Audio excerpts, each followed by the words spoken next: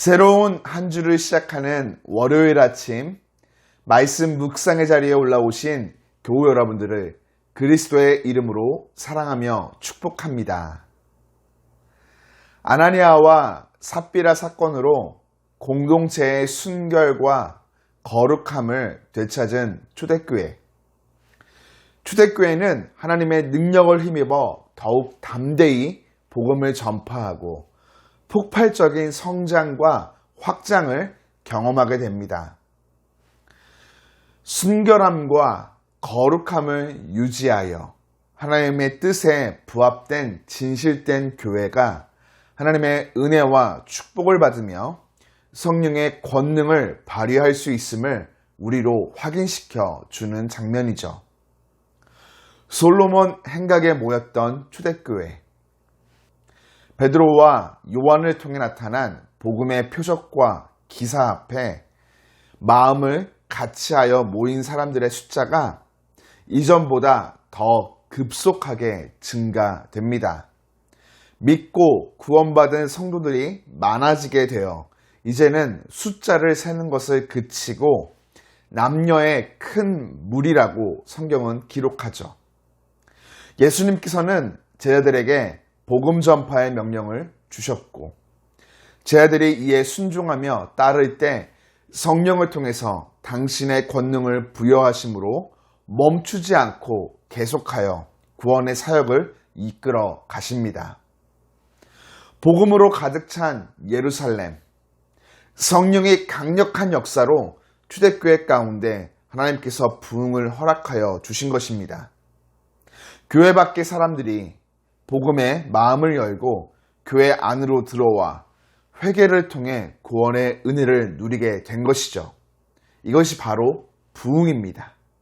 주님의 교회가 순결함과 거룩하여질 때 하나님의 말씀과 기도, 예배에 대한 열정으로 뜨거워질 때 성령께서 함께 하심을 통해 온 교회가 담대히 복음을 증거할 때 부흥의 역사가 나타나게 됩니다. 간절히 바라기는 우리 길외 교회가 하나님 앞에 이러한 교회가 되기를 주님의 이름으로 축복합니다.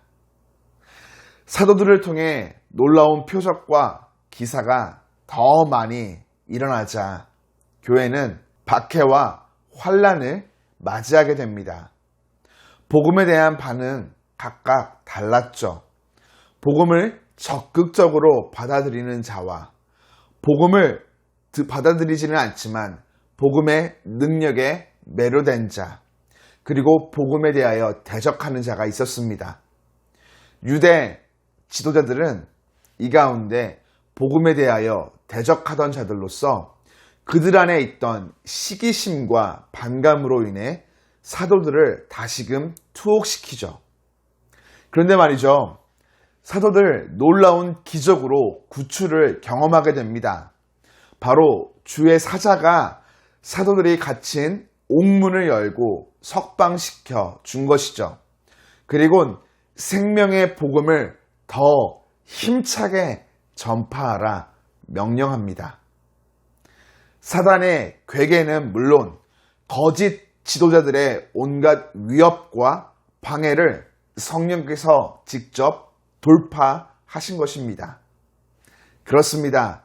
성령의 사역에 대적할 세력은 아무것도 없으며 그 무엇도 복음 전파를 가로막을 수는 없습니다. 오늘도 하나님은 우리 가운데 살아서 역사하십니다.